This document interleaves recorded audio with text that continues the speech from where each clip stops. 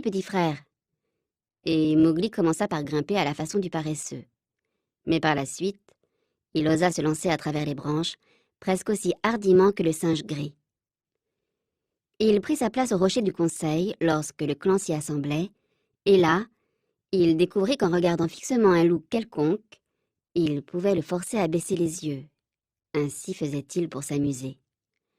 À d'autres moments, il arrachait les longues épines du poil de ses amis, car les loups souffrent terriblement des épines et de tous les aiguillons qui se logent dans leur fourrure. Il descendait la nuit le versant de la montagne, vers les terres cultivées, et regardait avec une grande curiosité les villageois dans leurs huttes. Mais il se méfiait des hommes, parce que Bagheera lui avait montré une boîte carrée avec une trappe, si habilement dissimulée dans la jungle qu'il marcha presque dessus, et il lui avait dit que c'était un piège. Ce qu'il aimait par-dessus tout, c'était de s'enfoncer avec Bagheera au chaud cœur noir de la forêt, pour dormir tout le long de la lourde journée, Et voir, quand venait la nuit, comment Bagheera s'y prenait pour tuer. De droite, de gauche, au caprice de sa faim, et de même faisait Mowgli, à une exception près. Aussitôt l'enfant en âge de comprendre, Bagheera lui dit qu'il ne devrait jamais toucher au bétail, parce qu'il avait été racheté, dans le conseil du clan, au prix de la vie d'un taureau. « La jungle t'appartient, » dit Bagheera, « et tu peux y tuer tout ce que tu es assez fort pour atteindre. Mais en souvenir du taureau qui t'a racheté, tu ne dois jamais tuer ni manger de bétail jeune ou vieux. C'est la loi de la jungle. » Mowgli s'y conforma fidèlement. Et il grandit ainsi, et devint fort comme fait à l'accoutumée un garçon qui ne va pas à l'école et n'a dans la vie à s'occuper de rien que de choses à manger. Merlouv lui dit une fois ou deux que Shere Khan n'était pas de ceux auxquels on dut se fier, et qu'un jour il lui faudrait tuer Shere Khan. Et sans doute un jeune loup se fut rappelé la vie à chaque heure de sa vie. Mais Mowgli l'oublia, parce qu'il n'était qu'un petit garçon. Et pourtant il se serait donné à lui-même le nom de loup, s'il avait su parler quelque langue humaine. Shere Khan se trouvait toujours dans la jungle, sur le chemin de Mowgli. À mesure que le chef Akela prenait de l'âge et perdait sa force, le tigre boiteux s'était lié de grande amitié avec les loups plus jeunes de la tribu, qui le suivaient pour avoir ses restes. Chose que jamais Akela n'eût permise s'il avait osé aller jusqu'au bout de son autorité légitime. En outre, Shere Khan les flattait. Il s'étonnait que de si beaux jeunes chasseurs fussent satisfaits de se laisser conduire par un loup moribond et par un petit homme. « On me raconte, disait Shere Khan, que vous autres, au conseil, vous n'osez pas le regarder entre les yeux. » Et les jeunes loups grondaient en hérissant leur échine.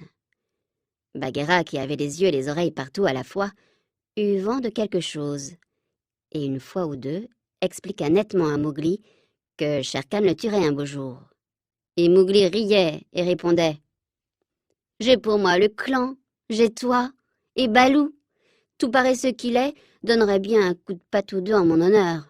Pourquoi donc craindre ?» Ce fut un jour de grande chaleur qu'une idée, née de quelques propos entendus, se forma dans le cerveau de Bagheera. Peut-être était-ce Saï, le porc-épic, qui lui avait parlé de la chose.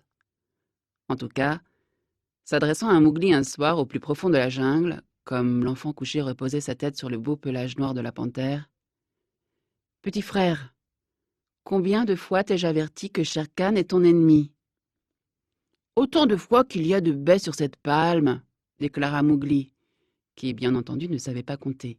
« Et puis après, j'ai sommeil, Bagheera, et Shere Khan est tout queue et tout cri, comme mort le paon. » « Mais il n'est plus temps de dormir, Balou le sait, je le sais aussi, tout le clan le sait, et même ces stupides, ces sots de daims le savent. Tabaki te l'a dit lui-même. »« Oh, oh, dit Mowgli. Tabaki est venu à moi il n'y a pas longtemps me raconter je ne sais plus quelle impertinente histoire. J'étais un petit homme, un petit nu, pas même bon à déterrer des racines. Mais j'ai pris Tabaki par la queue et l'ai cogné à 2 reprises contre un palmier pour lui apprendre de meilleures manières. C'était une sottise, car Tabaki a beau être un faiseur de ragots, il n'en voulait pas moins te parler d'une chose qui te touche de près. Ouvre donc ces yeux-là, petit frère.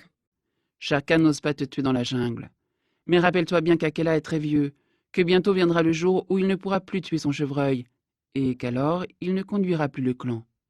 Beaucoup des loups qui t'examinèrent quand tu fus présenté au conseil sont vieux maintenant, eux aussi, et les jeunes loups pensent, Shere Khan leur a fait la leçon, qu'un petit homme n'est pas à sa place dans le clan.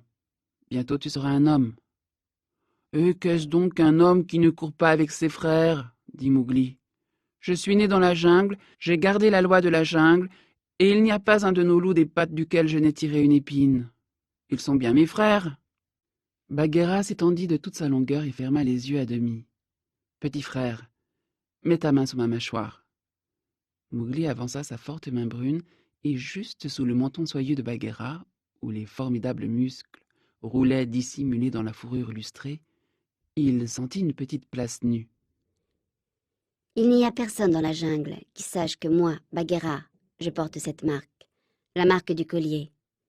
Et pourtant, petit frère, je naquis parmi les hommes, et c'est parmi les hommes que ma mère mourut, dans les cages du palais royal à Udaipur.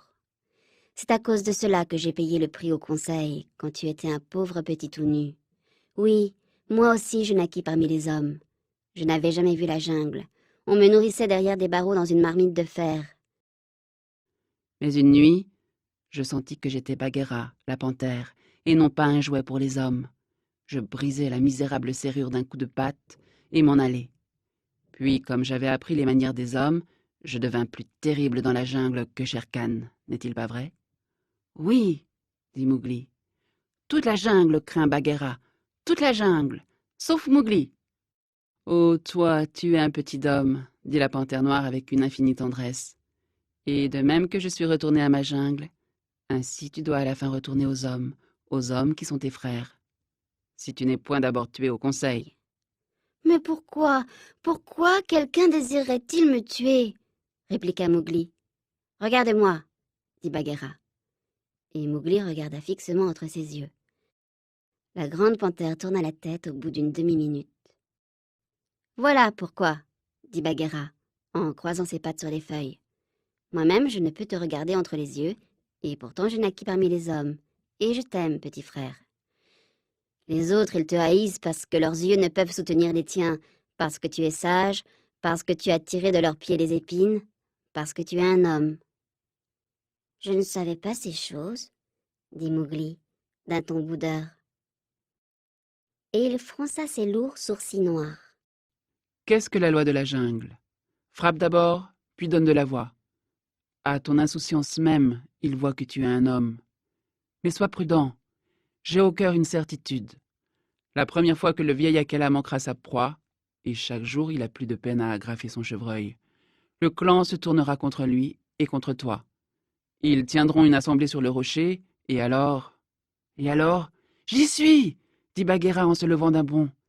Descends vite aux huttes des hommes dans la vallée, et prends-y un peu de la fleur rouge qu'ils y font pousser. Ainsi, le moment venu, auras-tu un allié plus fort même que moi ou Balou ou ceux de la tribu qui t'aiment. Va chercher la fleur rouge. Par fleur rouge, Bagheera voulait dire du feu.